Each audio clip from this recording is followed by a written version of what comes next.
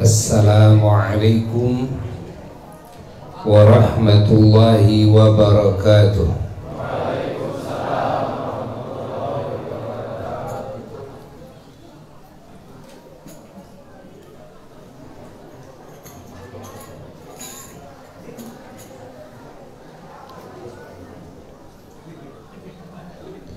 Alhamdulillahi rabbil alamin, wa afdalus salati wa atammut taslim ala sayyidil awwalina wal akhirin, imamil anbiya'i wal mursalin, sayyidina wa nabiyyina wa maulana Muhammadin wa ala alihi wa sahbihi wa tabi'in wa tabi'it tabi'ina lahum bi ihsanin ila yaumiddin. Wa la hawla wa la quwwata illa billahil aliyyil azim. Amma ba'du, fa ya ibadallah, usikum wa nafsi bitaqwallah, faqad fazal muttaqun.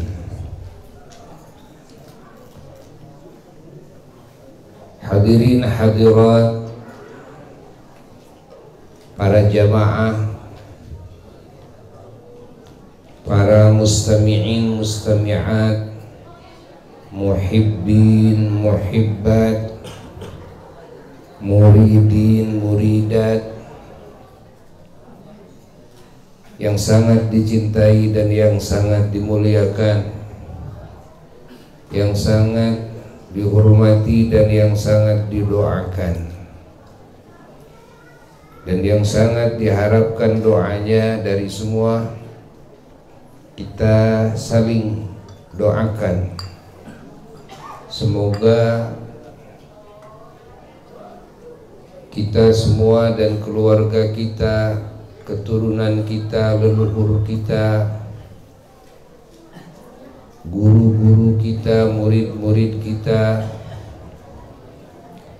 saudara-saudara kita, tetangga-tetangga kita, ahli kampung, ahli negeri kita, pemerintah kita dan rakyat kita, dan semua saudara-saudara kita muslimin muslimat, mukminin mukminat selalu dijaga oleh Allah dari segala kejelekan, dari segala hal yang tidak diinginkan di dunianya dan di akhiratnya kelak. Amin ya rabbal alamin.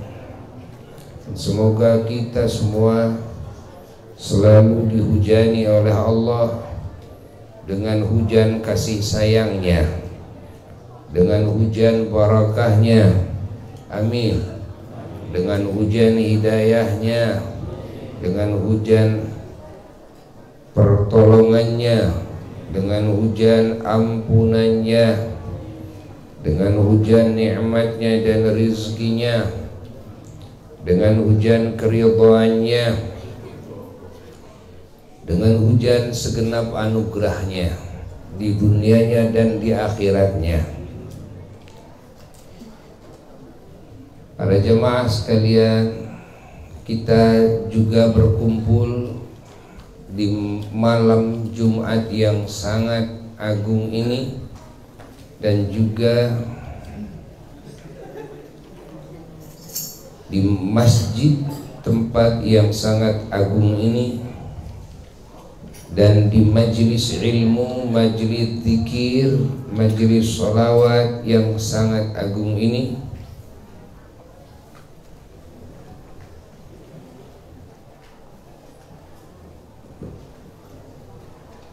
dalam rangka menjalankan perintah-perintah Allah, mencari ilmu Allah diperintah oleh Allah, menyampaikan ilmu Allah juga diperintah oleh Allah, berzikir kepada Allah,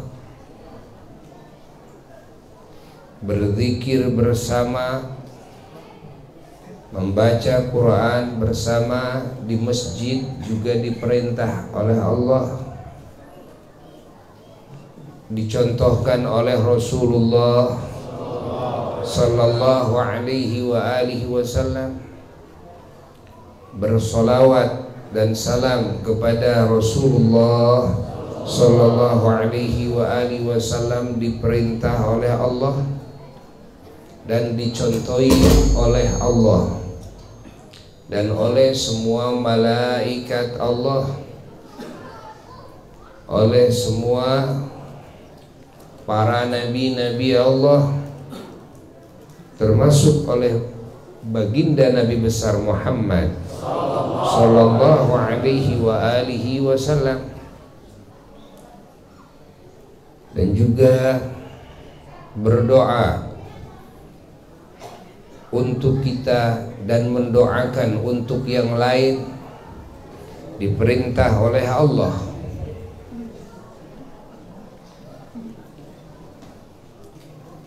Beristighfar, memohon ampunan Allah diperintah oleh Allah. I'tikaf di masjid, bersilaturahmi, membangun ukhuwah dan memperkuat persaudaraan,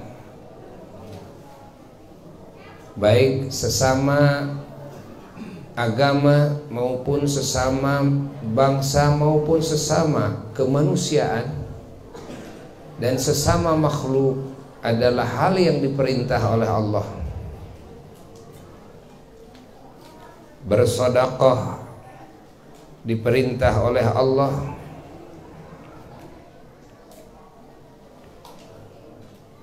Hatta bersalaman, rangkul-rangkulan, hatta senyum manis di hadapan sesama, hal yang diperintah oleh Allah dan dicontohkan oleh Rasulullah sallallahu alaihi wa alihi wasallam.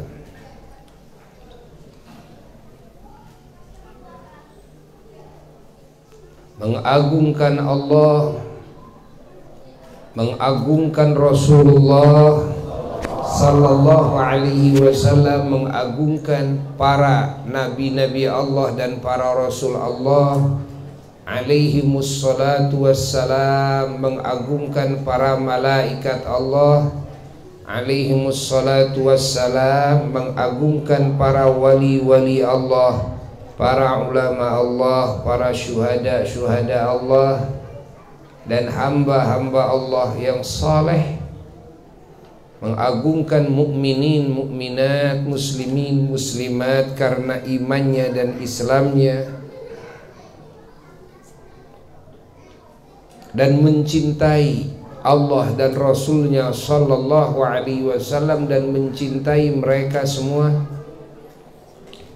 mengagungkan semua syiar-syiar Allah dan mencintainya, mengagungkan masjid, mengagungkan tempat-tempat yang diagungkan oleh Allah dan mencintainya, mengagungkan majlis-majlis yang diagungkan oleh Allah dan mencintainya, mengagungkan ilmu Allah, mengagungkan amal saleh, mengagungkan kalimat thayyibah, mengagungkan dakwah, mengagungkan Quran, mengagungkan sunnah-sunnah Rasulullah sallallahu alaihi wa alihi wasallam, dan mencintainya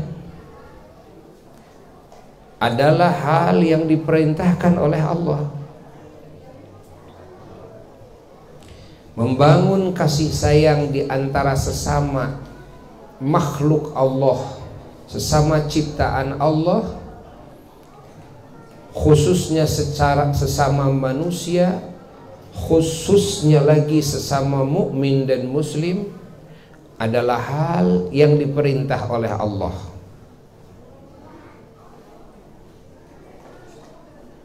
membantu sesama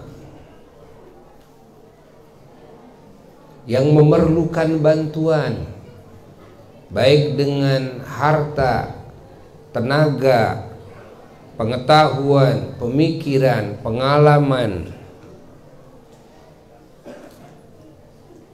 hatta dengan kebijakan-kebijakan kekuasaan, hatta dengan doa, adalah hal yang diperintahkan oleh Allah.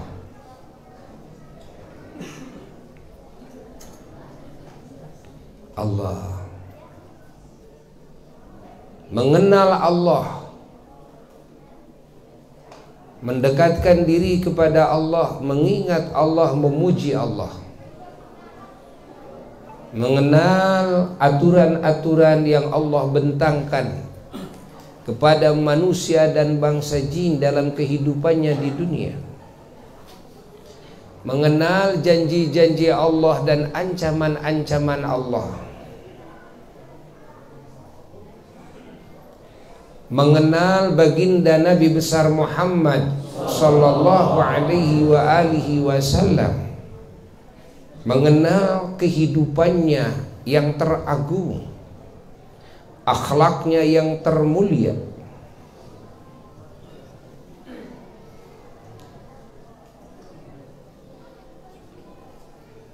yang dikenal dengan sirah nabawiyah atau sejarah Nabi sallallahu alaihi wasallam, juga para nabi dan para rasul yang lainnya, juga para kekasih-kekasih Allah yang lainnya, para wali Allah, para ulama, para syuhada, para solehin, termasuk mengenal sejarah keagungan maulid atau kelahiran Kangjeng Nabi Muhammad sallallahu alaihi wasallam dan mengagungkannya. Itu semua hal yang diperintahkan oleh Allah. Memuji beliau-beliau hal yang diperintahkan oleh Allah. Dengan bahasa apa saja, mau dengan bahasa Arab maupun dengan bahasa Ajam, bahasa daerah, bahasa nasional. Ini semua hal yang diperintahkan oleh Allah, pahami oleh kita.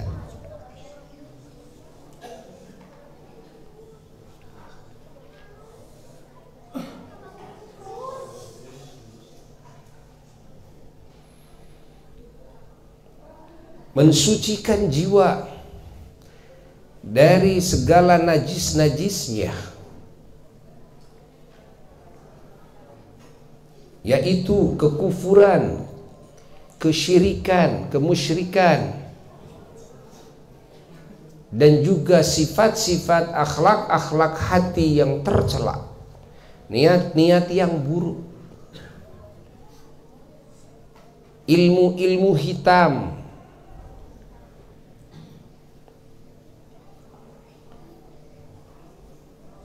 dan juga mendandaninya dengan semua sifat-sifat yang terpuji, dengan ilmu pengetahuan yang mulia, yang suci, dengan niat-niat yang agung,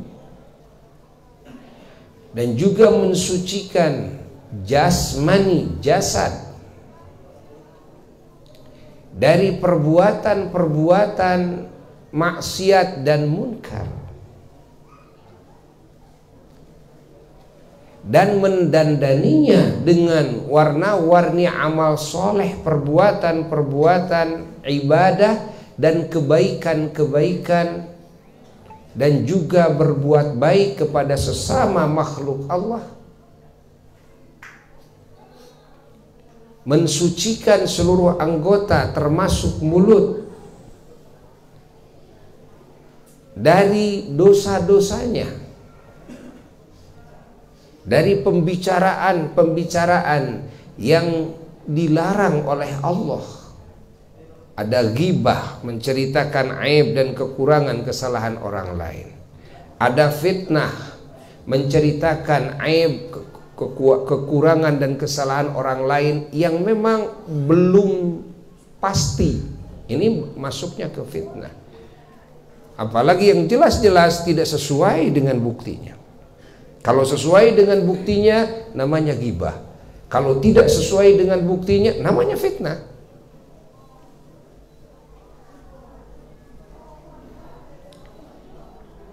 Kita menjaga lisan kita dari ghibah, dari fitnah, dari namimah. Apa namimah? Namimah itu ngadu domba. Dari mencaci, mencela, memperolok-olok, dari dusta kepada sesama, dari jalir janji kepada sesama, dari menghinakan kepada sesama.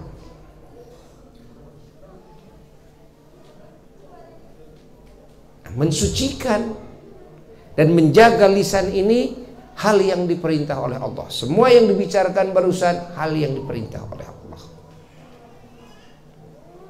Begitu pula menjaga mata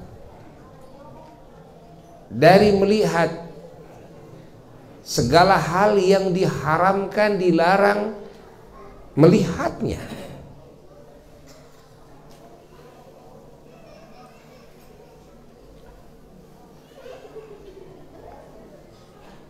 Dan mendandani mulut ini, mata ini, termasuk telinga, dengan segala hal yang diridhai oleh Allah, membicarakannya diridhai oleh Allah, melihatnya diridhai oleh Allah, mendengarnya. Menjaga telinga dari mendengar apapun suara yang dilarang oleh Allah didengarnya, termasuk orang yang sedang menceritakan aib yang lain haram didengarnya.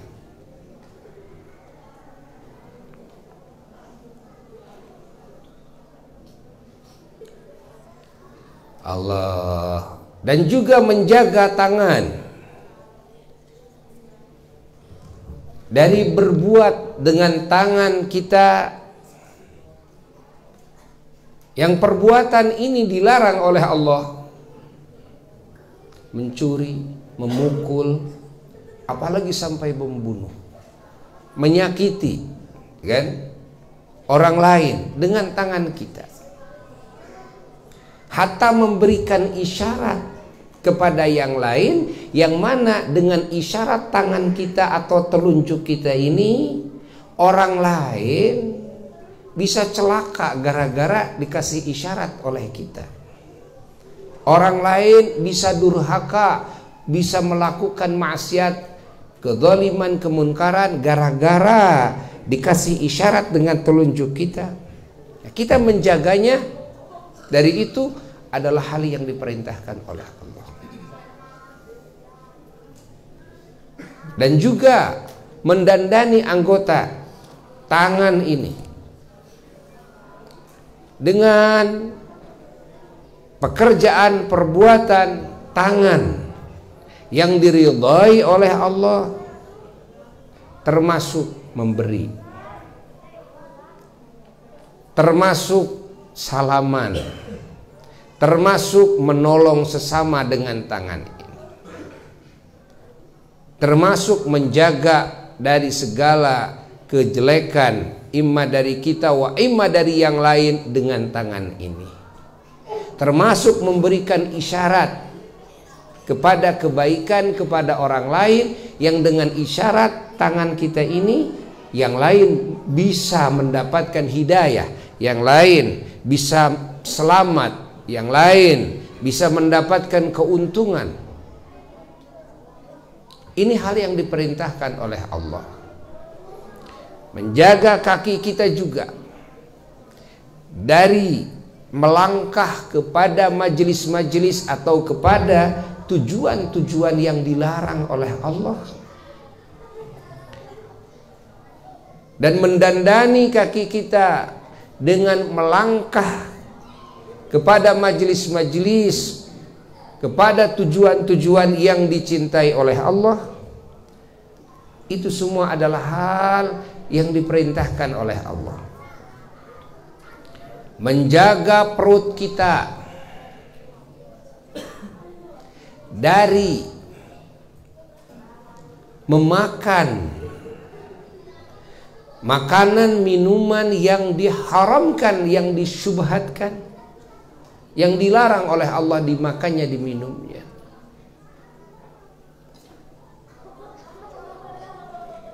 Dan juga mengisi perut kita dengan makanan minuman yang halal, yang baik. Ini semua diperintahkan oleh Allah. Allah.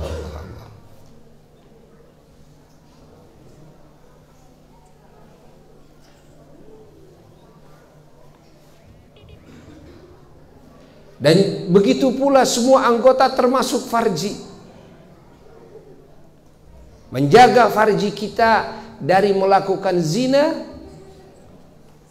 dan juga menggunakan farji kita, kan, di istri-istri kita yang halal, itu diperintahkan oleh Allah.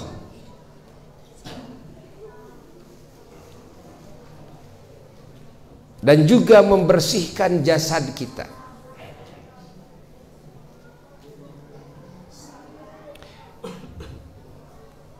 dari najis,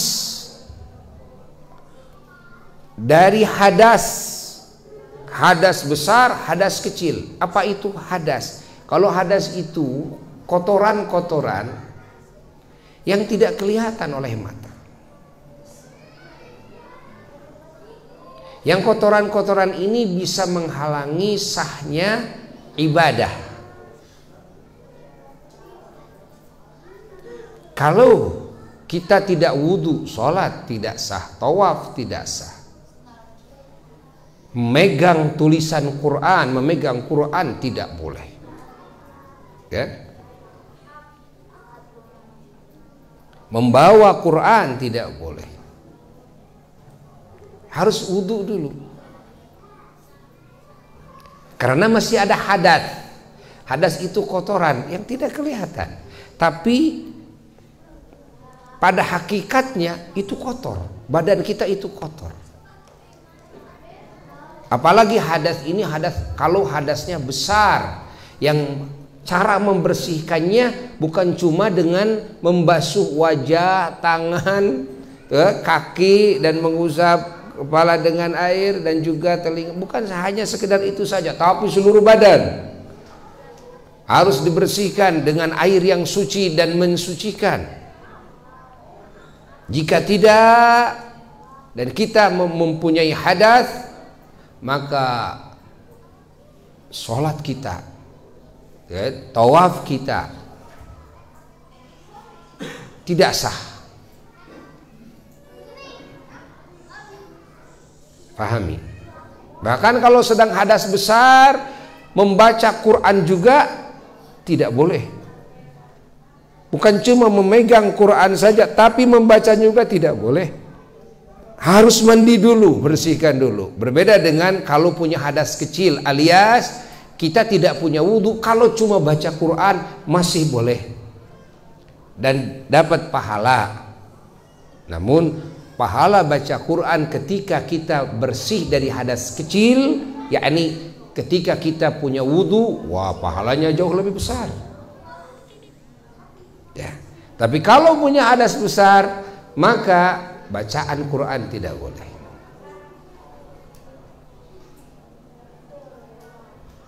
Diam di masjid juga tidak boleh. Ya. Allah. Jadi membersihkan badan kita dari najis, dari hadas, baik yang besar yang kecil, hal yang diperintahkan oleh Allah.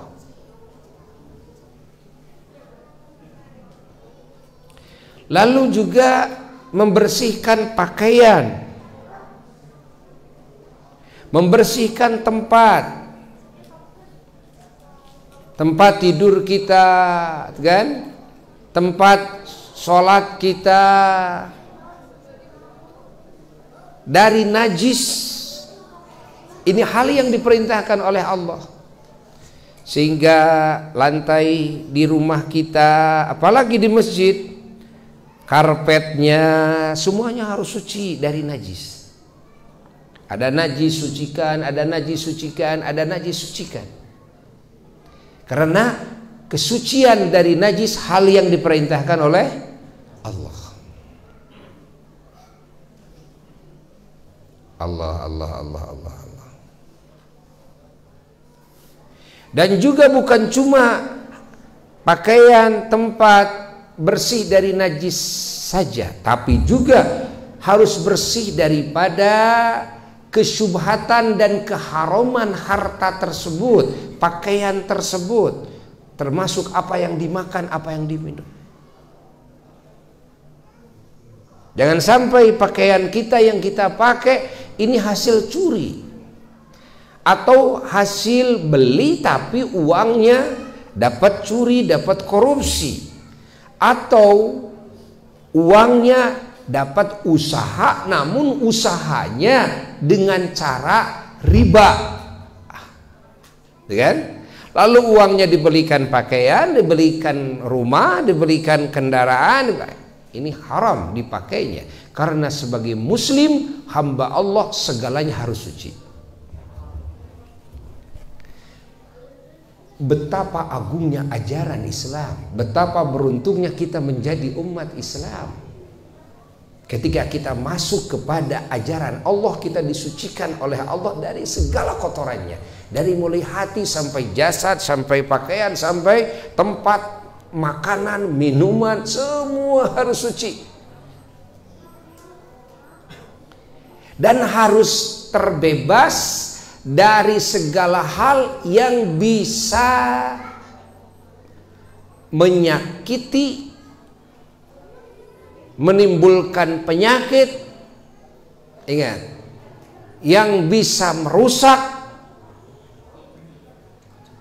hatta sedikit kepada hati kita, akal pikiran kita, merusak kesehatan badan kita, kekuatan jasmani kita, kan? Merusak harta kita, ingat, dan juga merusak yang lain, terutama merusak agama kita. Masya Allah, ajaran Islam harus terbebas dari itu semua. Pahami? Begitu hebatnya ajaran Islam, sehingga hamba-hamba Allah yang mukmin muslim tidak boleh melakukan hal apapun yang bisa menimbulkan kerusakan, baik kerusakan bagi kita maupun bagi yang lain. Kerusakan agamanya, kerusakan pemikiran, akal, niat, kan?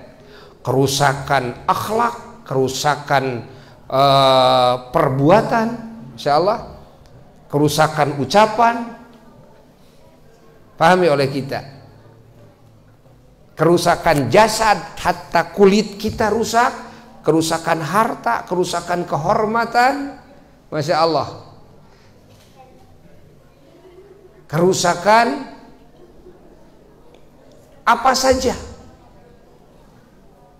Tidak boleh ada kerusakan yang diakibatkan dengan tangan-tangan kita, tidak boleh.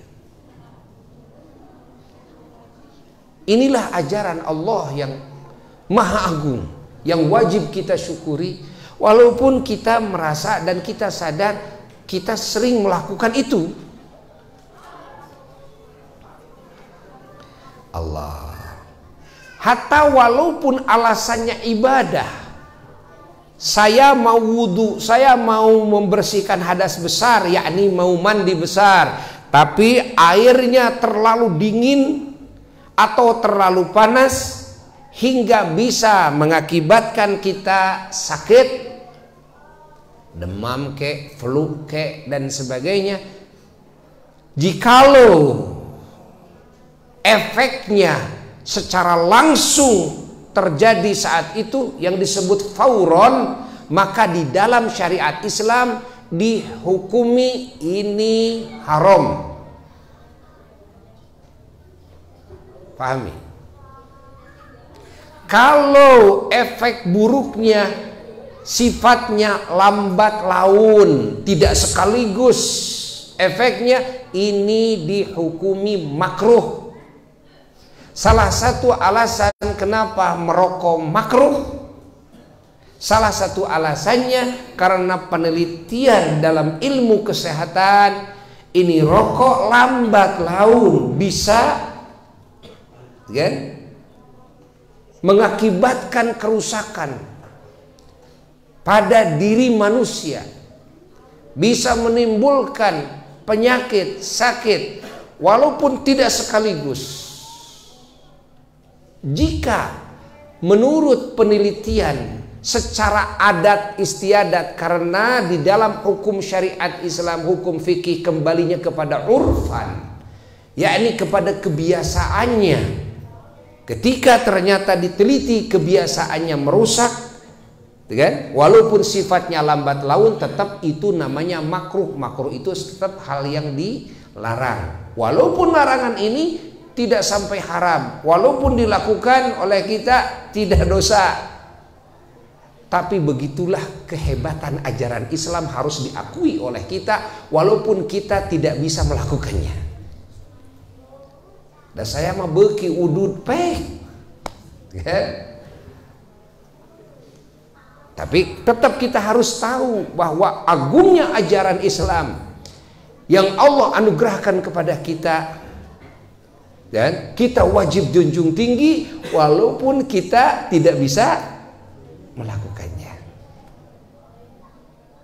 Pahami oleh kita. Kalau ternyata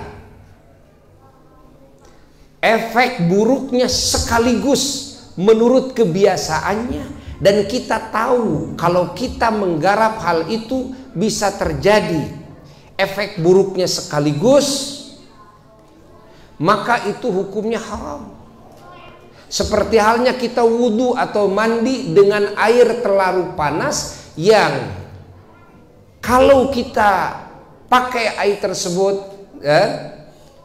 dalam wudhu atau dalam mandi kita, ini kulit kita bisa menjadi rusak saat itu, walaupun hanya kulitnya saja, walaupun hanya sebagian. Allah mengharamkannya wudhu dengan air itu. Allah. Kenapa? Karena Islam ajaran yang penuh kasih sayang, yang datang dari Nabi yang penuh kasih sayang kepada semua makhluk, dan datang dari Allah yang Maha Rahman Rahim, yang Maha kasih sayang kepada semua makhluk, yang mana sifat kasih sayang tidak mungkin melahirkan apapun bagi siapapun yang ia sayangi kecuali suguhan-suguhan yang terbaik bagi apapun dan siapapun yang ia sayangi. Itulah kasih sayang. Allah, Allah, Allah, Allah, Allah. Contoh kecil sering Buya kasih contoh. Kalau kita tahu dalam kebiasaannya, setelah kita punya penyakit mah umpamanya, dan penyakit mah ini belum sembuh, kalau saya makan cabai, gitu kan, yang pedes-pedes, kan, umpamanya sambal, biasanya suka kambuh, mah ini ya, suka sakit. Kalau kita tahu kebiasaannya seperti itu, kan, maka memakan yang pedes-pedes otomatis saat itu menjadi haram. Kalau kita tahu saat itu, berhenti dulu, jangan makan cabai dulu. Kenapa? Saat ini dosa kita makan cabai, dosa kita makan sambal. Kenapa? Karena kita tahu dengan kebiasaannya, ya, dalam kebiasaannya kalau makan cabai dalam keadaan mahnya masih belum sembuh, ya, malah akan menjadi sakit.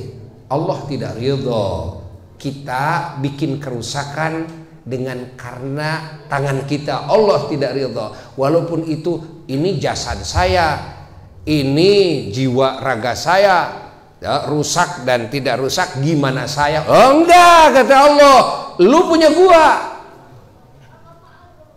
Kata siapa? Lu punya lu. Kita ngaku ini jasad saya, boleh saya rusak. Kan? Asal saya jangan merusak jasad orang lain, asal saya jangan merusak harta orang lain. Tidak, ini punya siapa semuanya? Punya Allah. Allah tidak ridho punyanya dirusak oleh kita. Makanya bunuh diri kenapa? Merupakan dosa yang sangat besar.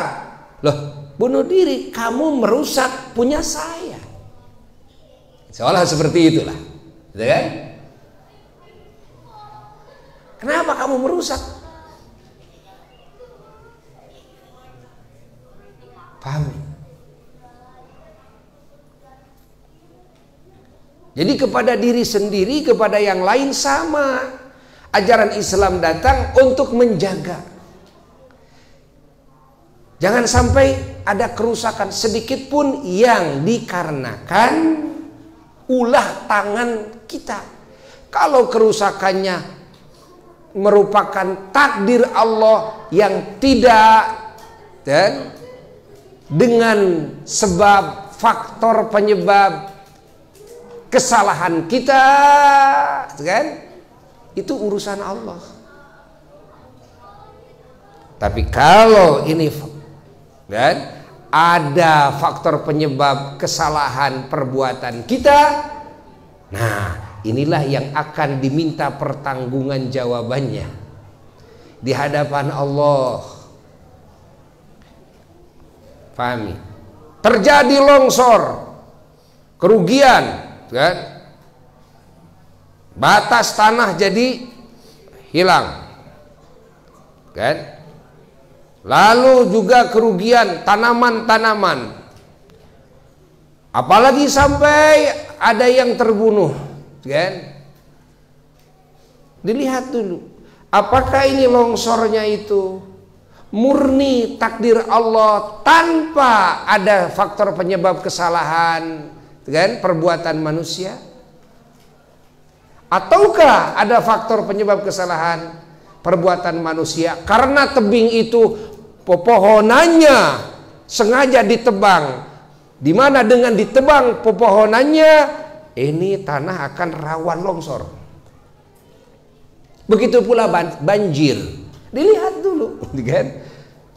Solokan jadi mengpet, lalu jadi banjir ke warga dan sebagainya. Dilihat dulu, ini apakah murni takdir atau takdir yang tetap takdir dengan sebab tangan manusia, yakni kesalahan manusia. Dilihat, oh ini ada kesalahan manusia, suka melemparkan sampah ke solokan, ke mana lagi, Citarum dan sebagainya, masukkan ke sana, akhirnya airnya tidak bisa difungsikan untuk mandi dan sebagainya, akhirnya timbul menjadi sarang-sarang penyakit. Akhirnya menjadi wabah bagi warga, bagi masyarakat, bagi manusia, hatta bagi seorang saja sudah cukup dosanya. Bagaimana kalau efeknya menjadi kemadharatan bagi banyak orang?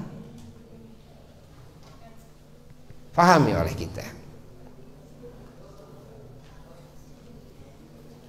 Allah. Kita harus memahami ajaran Islam yang kita agem, yang kita pegang teguh. Agama itu adalah ageman. Ageman itu adalah pegangan dengan seteguh-teguhnya. Itu namanya ageman. Disebutlah agama. Ya. Apa yang kita agem ini kita harus pahami. Kalau kita hayati, kita pahami, maka kita akan takjub melihat aturan yang mana semua manusia di muka bumi ini tidak akan mungkin bisa bikin aturan hidup yang sehebat ajaran Allah, aturan Allah. Maka kita kan akan bahagia dengan dipilihnya kita menjadi orang-orang dan hamba-hamba Allah yang mukmin dan muslim. Kita akan bersyukur kepada Allah. Alhamdulillah, alhamdulillah, alhamdulillah. Maka di sini kita perlu terus mencari ilmu Allah. Apa ilmu itu? Pengetahuan. Apa pengetahuan itu? Petunjuk dari Allah. Agar apa? Agar tahu Allah, agar tahu ajaran Allah, kan? Agar tahu kebenaran, agar tahu kesucian, agar tahu keterpujian yang hakiki, agar tahu keselamatan, kebahagiaan, kemuliaan, keuntungan yang hakiki dan abadi, kan? Itu gunanya mencari ilmu. Kalau kita mencari ilmu tidak tahu tujuan, kan? Kalau kita tidak tahu apa yang dimaksud dengan ilmu Allah ini, pahami, maka ilmu ini tidak akan bisa menjadi petunjuk bagi kita. Kita hanya menjalankan kebiasaan ritual atau menjalankan kebiasaan hadir di majelis ilmu saja.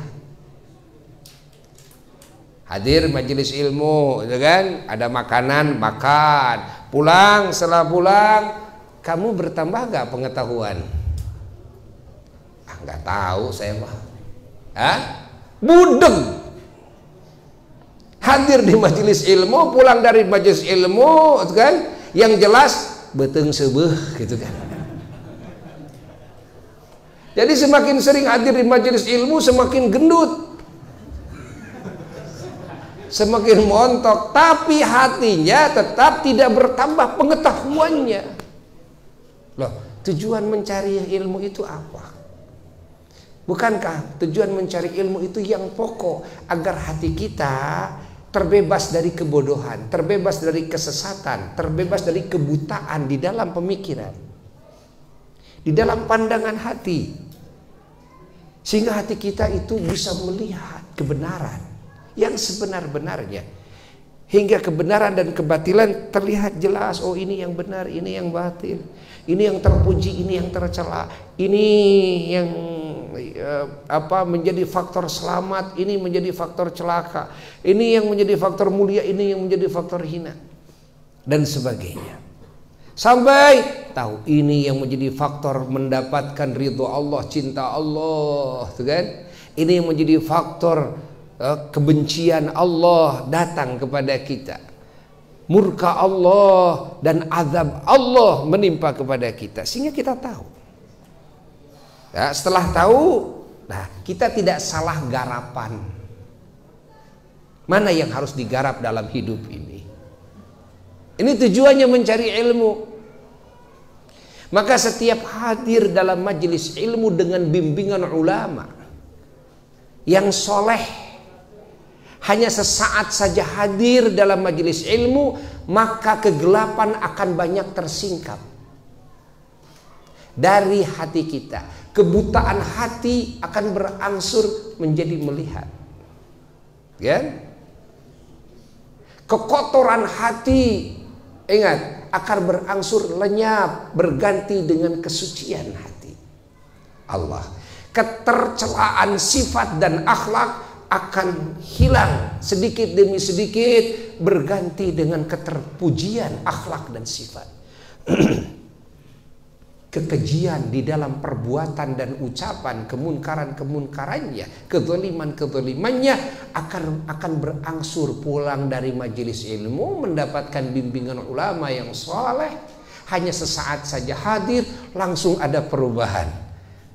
Berganti itu perbuatan dan ucapan yang keji dengan perbuatan dan ucapan yang semuanya baik dan soleh, yang manfaat bagi diri kita dan manfaat bagi yang lainnya. akan terasa perubahannya di dalam rumah kita.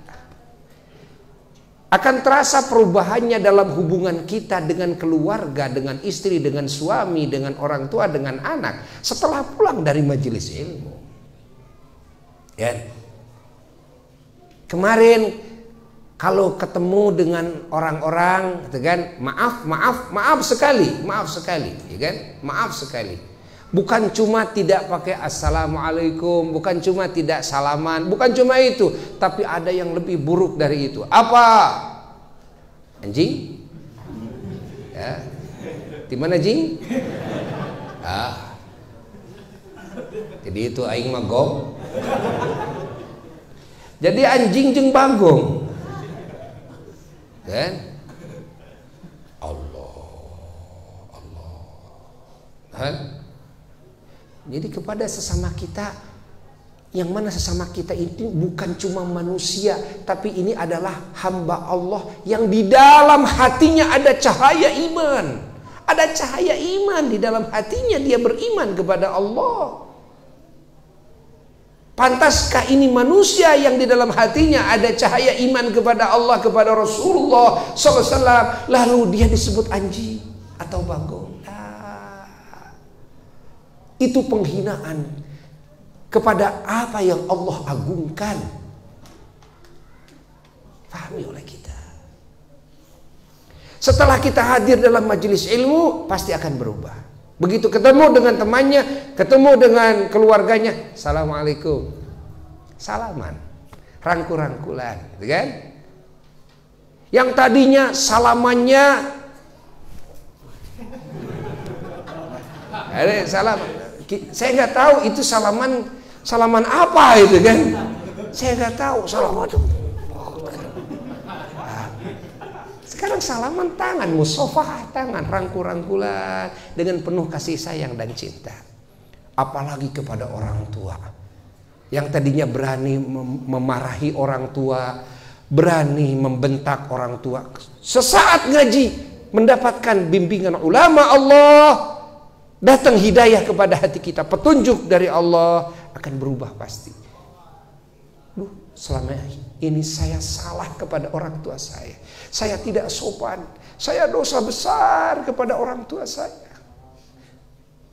Padahal saya pernah dihadirkan oleh Allah dalam perut ibu saya 9 bulan ibu saya, Masya Allah, tersakiti oleh saya, terbebani oleh saya, sampai saya dipindahkan oleh Allah dari rahim ibu saya ke alam dunia ini.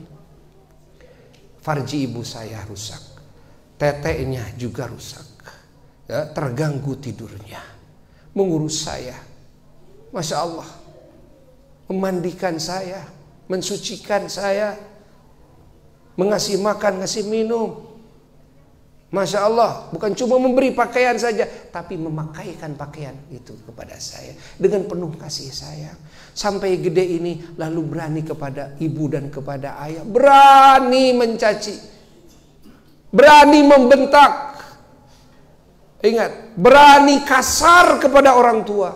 Bukankah itu adalah dosa yang sangat besar sekali, bisa hilang hasil sholat kita, ibadah kita dan sebagainya.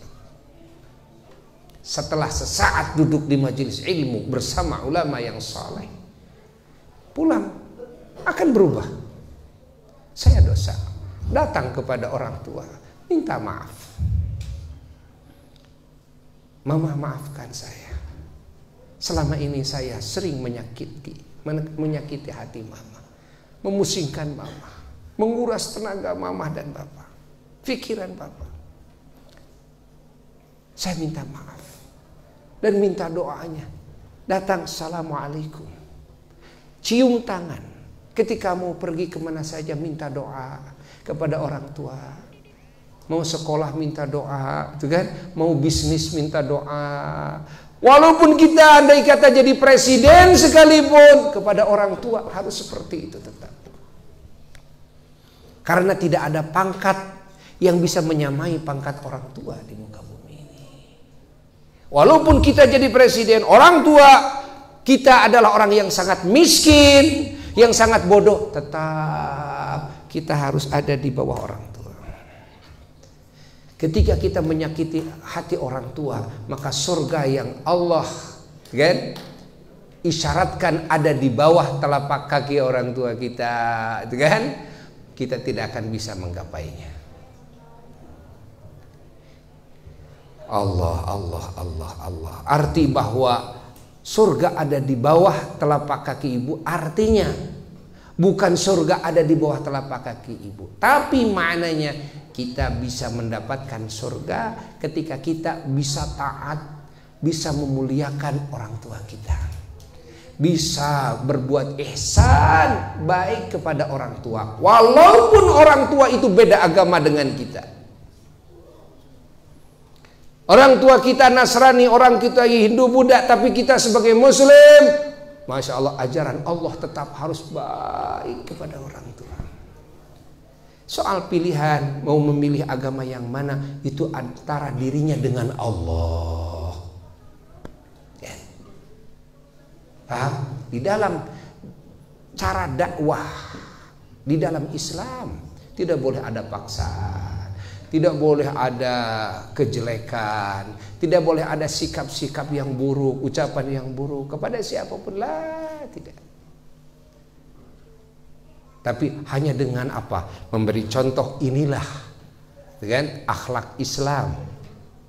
Inilah perbuatan di dalam Islam. Inilah ucapan-ucapan dalam Islam, kan? Nah, lalu didagangkan oleh kita keagungan Allah, keagungan Rasulullah SAW, keagungan ajaran Allah.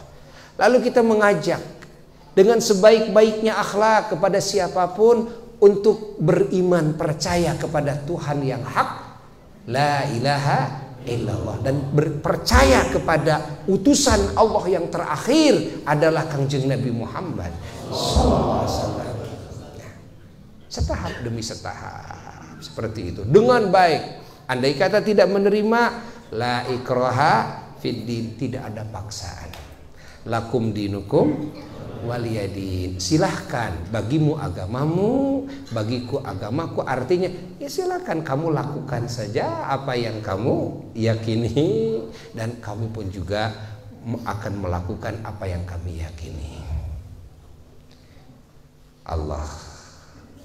Terjaga ukhuwah, terjaga persaudaraan, subhanallah. Tetap saling menghormati, tetap saling menyayangi.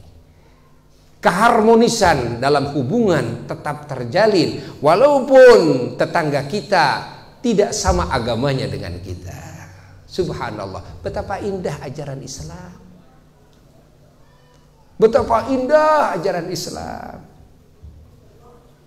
Tidak ada caci maki, tidak harta buruk sangka sekalipun tidak ada. Tidak ada perusakan-perusakan, baik kepada diri sendiri maupun kepada yang lain, maupun kepada lingkungan, tidak ada. Karena Islam diambil dari kata salam. Apa salam? Salam itu selamat. Salam itu damai. Salam itu sejahtera. Ingat. Artinya hadirnya Islam supaya terwujud keselamatan, kedamaian bagi semuanya. Fahami oleh kita. Makanya andai kata kita sebagai muslim, tapi ternyata kedamaian itu rusak sel-selnya, kan?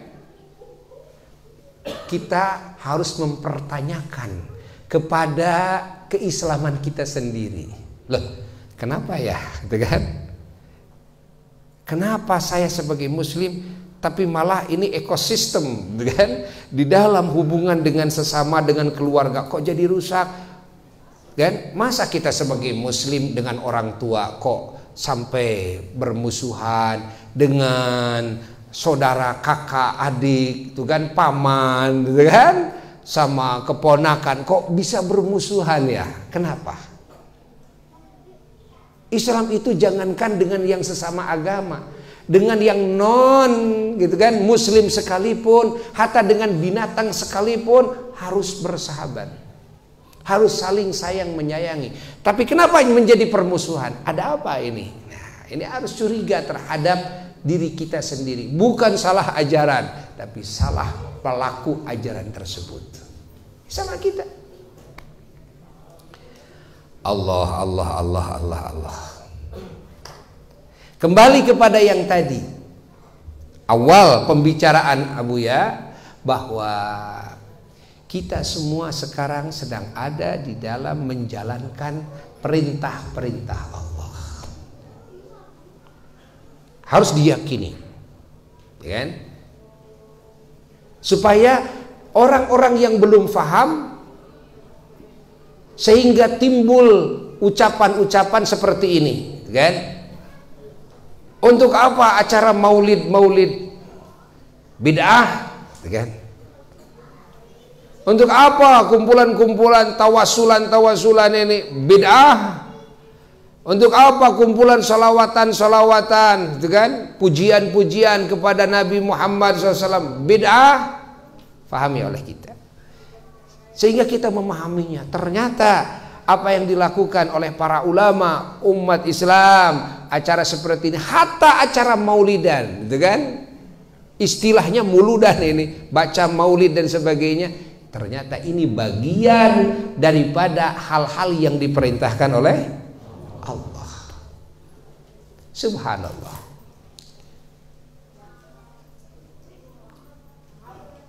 Walaupun kita juga faham bahwasanya perintah Allah itu bukan hanya maulid saja. Lah, kita juga paham bahwa yang harus dilakukan oleh kita hanya maulid saja atau sholawatan saja. Lah, kita juga paham.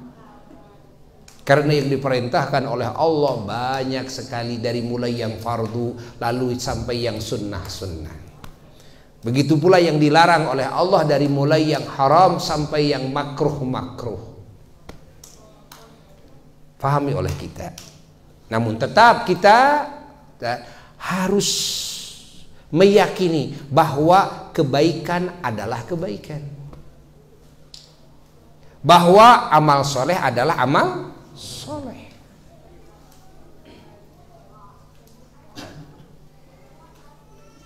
Salawatan amal soleh, maulid amal soleh. Karena dengan maulid kita mengetahui, kita mengingat sejarahnya Kangjeng Nabi Muhammad. Itu bagian daripada yang diperintahkan. Dan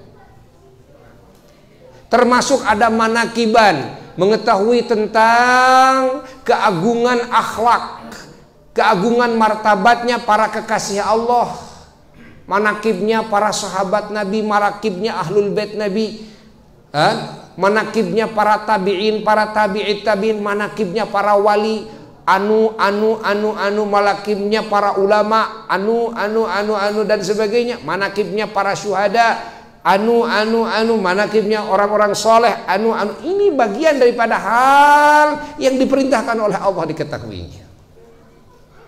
Kita harus tahu tentang akhlak mulianya mereka-mereka. Ya, sudah diisyaratkan oleh Allah di dalam surat Fatihah yang tiap rakaat sholat kita membacanya. Kita meminta kepada Allah, ihdinas siratal mustaqim, ya Allah tunjukkanlah kami kepada jalan yang lurus. Siratal ladzina an'amta alaihim, yakni jalan hidupnya orang-orang yang kau limpahi nikmat. Ghairil maghdubi alaihim, yang tidak dimurkai oleh engkau. Waladhdallin, dan yang tidak tersesat. Siapa mereka? Mereka adalah para nabi-nabinya Allah. Jadi kita harus tahu jalan hidupnya para nabi. Siapa mereka? Wasiddiqin, orang-orang yang jujur kepada Allah, para wali-wali Allah, ya? Wasyuhada, dan juga orang-orang yang berjuang dalam hidupnya di jalan Allah sampai mati di jalan Allah. Wassalihin, dan orang-orang yang saleh, yakni orang-orang yang dikasih petunjuk oleh Allah dan kemampuannya untuk bisa menjalankan kewajiban-kewajibannya kepada Allah, yakni untuk bisa memenuhi hak-hak Allah dan untuk bisa memenuhi kewajiban-kewajibannya kepada sesama makhluk Allah, yakni memenuhi hak-hak makhluk Allah. Itulah orang-orang saleh. Maka mengetahui jalan hidup orang-orang seperti itu diperintah oleh Allah. Ya, kita minta kepada Allah, ihdinas siratal mustaqim, ya Allah tunjukkanlah kan kami kepada apa? Jalan yang lurus. Jalan lurus itu jalan hidupnya siapa? Siratal ladzina an'amta, jalan hidupnya orang-orang yang kau limpahi nikmat. Tunjukkan kami kepada jalan hidup mereka. Maka kita harus tahu jalan hidup mereka itu seperti apa.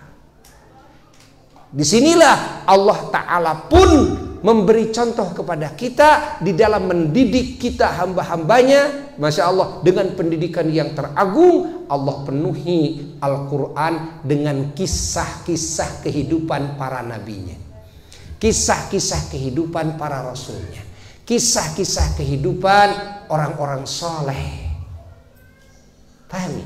Al-Quran penuh dengan sejarah. Subhanallah. Paham tidak? Karena di dalam sejarah orang-orang yang mulia di sana ada nasihat penting, ada ilmu yang penting. Disinilah perlu kita sering ya hadir dalam majelis maulid, majelis manaqib. Maka kita akan mendapatkan hidayah dari Allah kepada jalan yang lurus. Adalah jalan hidupnya mereka, orang-orang yang suci, orang-orang yang agung. Allah, faham? Eces? Jelas? Alhamdulillahirabbil alamin. Allah. Lalu majelis ini juga berkaitan dengan niat mulianya Kang Rocky. Di mana Kang Rocky ya yang punya niat pertama mewujudkan majelis ini dengan niat apa? Berbuat ihsan, kebaikan kepada orang tua. Almarhum, almarhumah, ayah ya dan ibu, ayahnya dan ibunya ya, yaitu ibu Nani dan ayahnya Bapak Darajat. Beliau ingin menghadiahkan kado terbaik, yaitu pahala yang terbaik. Apa pahala yang terbaik? Dan perlu diketahui oleh semuanya, kalau kita ingin memberikan pahala yang terbaik kepada ahli kubur, kan? Kepada orang tua kita, pahalanya yang terbaik apa? Adalah mengadakan majelis ilmu. Mengadakan majelis ilmu. Ingat, hadirkan ulama. Pahalanya kita mintakan kepada Allah agar dihadiahkan kepada almarhum almarhumah siapa saja yang kita maksud. Maka pahala hadir dalam majelis ilmu adalah pahala yang sangat hebat sekali. Sering Buya kupas tentang hadir dalam majelis ilmu. Bagaimana pahalanya begitu hebat, begitu luar biasa. Ya. Makanya kalau ada acara haul-haul para ulama, para wali, bukan hanya sekedar tahlil, baca Quran dan sebagainya. Itu amalan-amalan yang disunnahkan.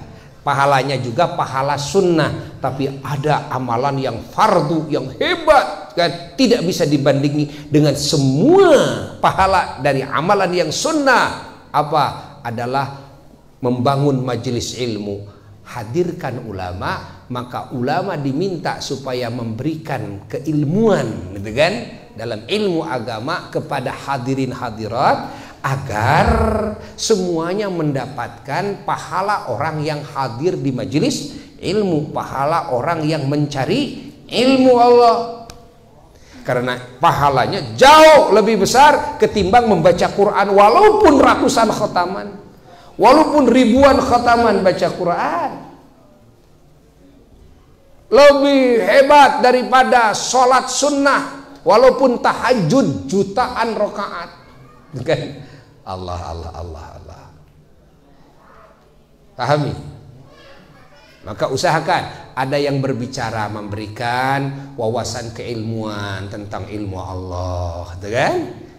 Wasiat-wasiat Allah disampaikan, wasiat-wasiat Rasulullah SAW disampaikan, kan? Di samping baca Quran, di samping tahlil, di samping baca sholawat, di samping berdoa. Karena itu semua hal yang sunnah, kan? Sementara mengkaji ilmu Allah hukumnya wajib. Insya Allah. Walaupun tidak semua dalam ilmu agama yang diperintahkan oleh Allah dicarinya ini tidak semuanya wajib. Ya. Ilmu Allah yang wajib dicarinya adalah ilmu Allah yang memang berkaitan dengan hal-hal yang wajib atau berkaitan dengan hal-hal yang sunnah, bahkan hal-hal yang mubah yang memang kita mau melakukannya. Ya, kalau kita mau melakukannya nisbat kepada orang yang mau melakukannya, tetap wajib mencari ilmunya. Contoh, kita mau dagang. Bagaimana hukumnya dagang? Mubah, boleh-boleh saja. Ya. Ya, kalau tidak dagang juga tidak apa-apa, tidak dosa kok. Kita mau nikah, bagaimana hukum nikah dalam mazhab Syafi'i? Dalam mazhab Imam Syafi'i, ijtihad beliau, hukum nikah adalah mubah. Boleh-boleh saja. Tidak nikah juga tidak apa-apa. Ari kuat mah. Ya, nggak kuat kan? Ya. Ya, karena kan kita manusia normal. Kalau manusia normal tentu kan ada magnet, kan, antara laki-laki dengan perempuan. Ciri apa? Ciri normal. Jadi kalau kalian tidak terusik hati kalian dengan perempuan, dipertanyakan ini. Ini kalian tidak normal nih kayaknya. Ya? Itu kan fitrah manusia. Allah ciptakan laki-laki, Allah ciptakan perempuan, hatta di binatang sekalipun begitu, hatta bangsa jin juga begitu, hatta bangsa setan juga begitu, ada lakinya ada perempuannya, yang tidak ada cuma malaikat. Mau disebut ente itu malaikat, mustahil. Makanya malaikat dahar lebih kok, huap segede hulu kuda, ya kan? Karena malaikat tidak makan, tidak minum. Masa malaikat hadir dalam majelis ilmu hees, nunutan? Malaikat matara hees, tara nunutan. Begitu kamu buka celana kamu, kok ada alat vitanya? Nggak ada, malaikat mah. Dan lain laki lain awewe, malaikat mah, kan? Jadi kalau malaikat tidak terusik jiwanya dengan hadirnya perempuan-perempuan, gitu kan? Wajar saja, kan? Wajar saja. Namanya juga malaikat. Allah tidak menciptakan di diri malaikat syahwat, keinginan, gitu kan? Kepada dunia, keinginan kepada wanita, keinginan kepada hatta kepada maksiat sekecil apapun gak ada. Tapi namanya manusia Allah ciptakan di dirinya syahwat. Ya? Allah ciptakan di dirinya nafsu ammarah. Nafsu, ada syahwat, ada keinginan, hawa, keinginan. Ada nafsu, gitu kan? Ada ammarah, gitu kan? Nah, maka kalau manusia ya, lalu timbul sifat syahwatnya dan sifat nafsunya, ini benar-benar menunjukkan bahwa ini manusia, hal yang wajar, hal yang wajar. Dan dengan syahwat dan dengan nafsu ini Allah kehendaki agar manusia ini justru bisa semangat dalam ibadahnya. Ingat, bisa semangat di dalam ngerem dirinya dari kezaliman, dari maksiat. Dengan apa? Dengan syahwat dan nafsunya, kan? Yang mana syahwat dan nafsunya Allah ciptakan sebagai fasilitas, sarana prasarana pembantu. Ingat, pembantu apa? Pembantu akal. Dan akal ini sebagai alat, gitu kan? Ingat, sebagai apa?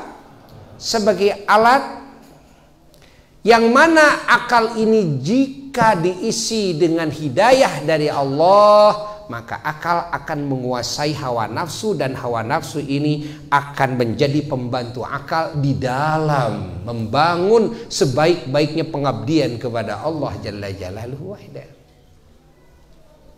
Ya.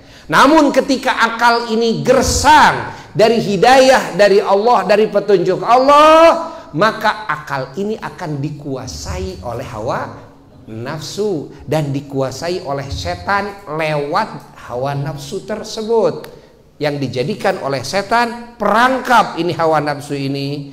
Maka ketika akal dikuasai oleh hawa nafsu karena tidak ada petunjuk Allah di akal tersebut, maka segalanya menjadi tidak baik. Segalanya menjadi tidak baik. Ya. Pahami oleh kita semua, hayati oleh kita semua, bahwa kedudukan hawa nafsu itu jangan dianggap seluruhnya mutlak dalam seluruh sisinya ini bisa mencelakakan manusia. Lah, tidak. Tidak. Ya. Yang dimaksud di dalam Al-Quran, di dalam hadis, dalam ajaran agama, bahwa musuh kita yang terbesar adalah nafsu, ya. Bahwa hawa keinginan juga ini bagian daripada perangkap setan, bahwa dunia ini menipu kita, ya.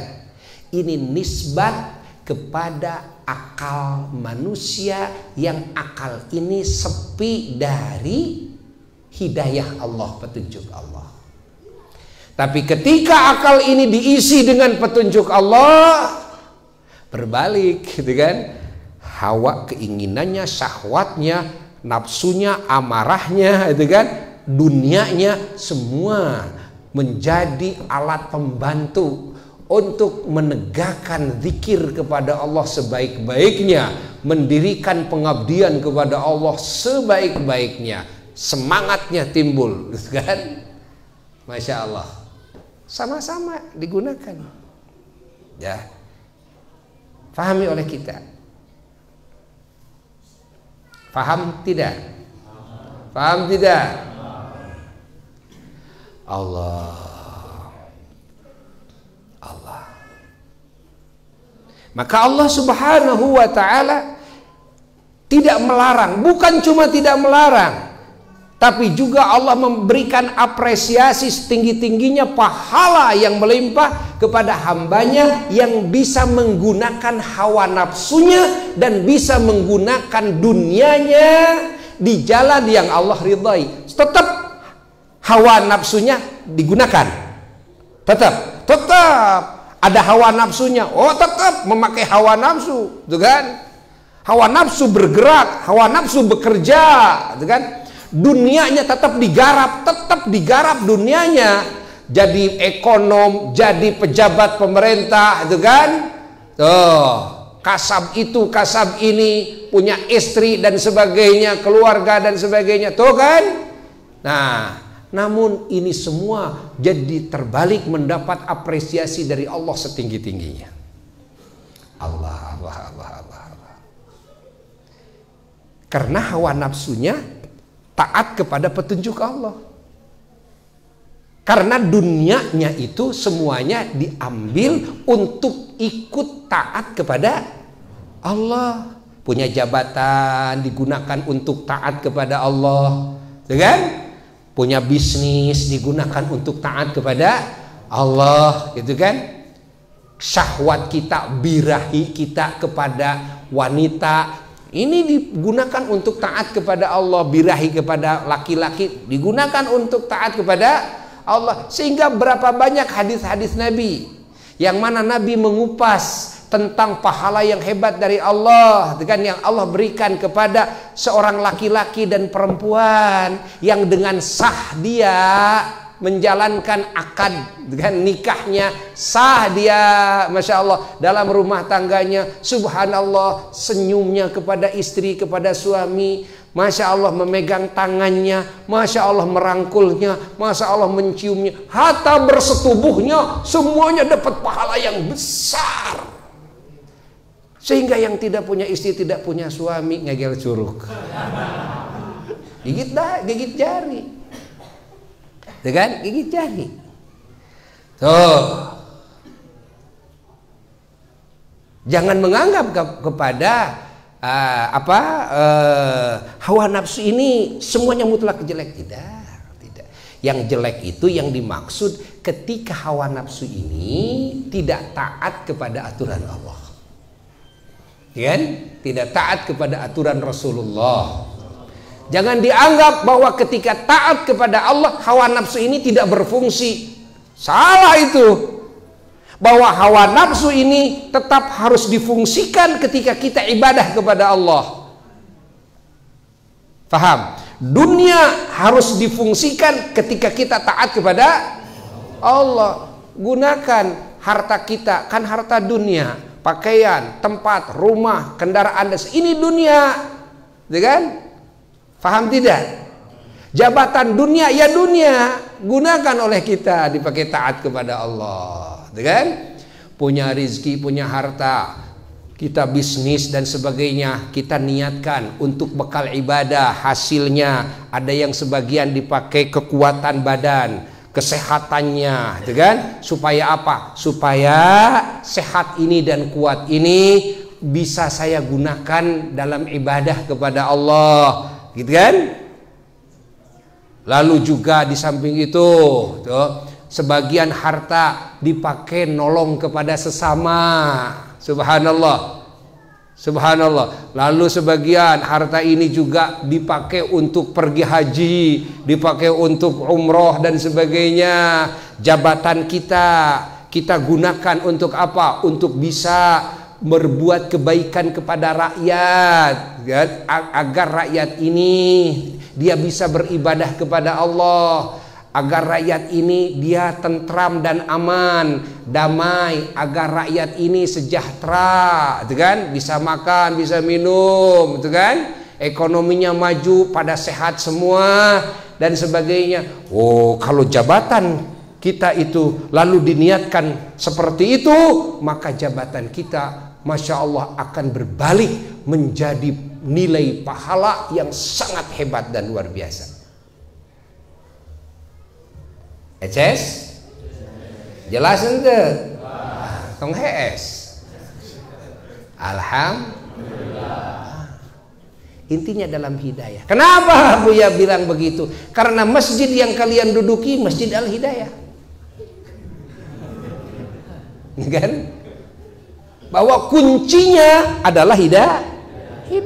Jikalau akal tidak dapat hidayah, maka akal akan dikuasai oleh hawa nafsu, dan hawa nafsu akan dijadikan ranjau, akan dijadikan apalagi kail, akan dijadikan, kan, perangkap oleh iblis, oleh setan. Begitu pula dunia, jabatan, semuanya akan dipakai perangkap oleh setan untuk menjerumuskan kita hingga kita bersama mereka hidup di dalam api neraka seumur hidupnya. Na'udzubillahi min dzalik, selama-lamanya. Na'udzubillahi min dzalik. Nah, jadi kuncinya dalam apa? Hidayah. Disinilah kita perlunya mencari ilmu. Mencari ilmu sesungguhnya tujuannya mencari hidayah, petunjuk Allah. Karena ilmu itu pengetahuan, pengetahuan itu petunjuk. Jadi kalau tidak mencari pengetahuan tidak akan tahu. Kalau tidak tahu artinya bodoh. Dengan kebodohan itulah hati, kan, nanti akan sesat. Karena apa? Bodoh. Sehingga ada peribahasa, ya, malu bertanya, Sesat di jalan artinya kesesatan itu bisa terjadi ketika manusia bodoh, kan? Kebodohan ini tidak akan hilang ketika tidak mau bertanya kepada ahli-ahli ilmu. Maka diperintahkan oleh Allah, fas'alu ahla dzikri in kuntum la ta'lamun. Bertanyalah kalian kepada ahli ilmu, kan? Kalau kalian tidak tahu. Kalau kalian bodoh, tidak tahu, tidak mau bertanya kepada ahli ilmu, tetap kalian ada dalam kebodohan. Ketika kalian ada dalam kebodohan, maka kalian bakal ada dalam kesesatan. Sesat dalam pemikiran, sesat dalam niat, sesat dalam akidah, sesat dalam sifat dan akhlak, sesat dalam perbuatan kita, sesat dalam ucapan kita, sesat di dalam pola hidup, jalan hidup kita. Kalau di dunia sudah sesat, masuk kepada alam kubur, hidup di alam kubur lebih sesat lagi. Bangkit dari alam kubur, hidup di akhirat lebih sesat lagi. Sehingga pada ujung ceritanya, na'udzubillahi min dzalik, masuk kepada alam neraka yang segalanya penuh dengan siksaan. Itulah negerinya kesesatan. Negeri dhalalah, yang paling akhir, negeri kesesatan adalah neraka. Na'udzubillahi min dzalik. Kalau surga adalah negeri cahaya, negeri hidayah. Itulah surga. Ya, Masya Allah. Makanya hadirnya ajaran Allah, kan? Hadirnya ajaran Allah, Allah menghendaki semua manusia agar terbebas keluar dari kegelapan-kegelapan. Masuk, pindah kepada alam yang penuh dengan cahaya dan petunjuk. Hidayah dari Allah Jalla Jalaluhu. Wahdah Allahu waliyul ladzina amanu yukhrijuhum minadh-dhulumati ilan nur. Kegelapan hati, kan, adalah kesesatan. Kegelapan hati adalah kebodohan. Ingat. Maka kalau hati sudah gelap, mata hati tidak bisa melihat. Kalau mata hati sudah melihat, dia melangkah kemana saja pasti tersesat. Dan selalu ada pada kesalahan, maksiat, munkar dan sebagainya. Nah, kenapa? Hatinya gelap. Datangnya agama untuk menghilangkan kegelapan tersebut agar hatinya penuh dengan cahaya. Kalau di hati ada cahaya, mata hati bisa melihat. Kalau mata hati bisa melihat, maka tidak akan sesat di dalam melangkahkan kaki. Hendak kemana ini kaki melangkah? Faham? Alhamdulillah. Lalu juga ini Kang Rocky, kan, tujuan daripada menghadirkan majelis ilmu ini adalah ingin keberkahan juga buat anaknya yang akikohin. Jadi ini acara akikah putranya Muhammad Hisamuddin, ya. Yang mana semoga keberkahan dari majelis ini Allah limpahkan kepada anak yang barusan diakikahi dan juga anak-anak beliau semuanya dan keturunannya, dan juga bagi ibu bapaknya dan semuanya.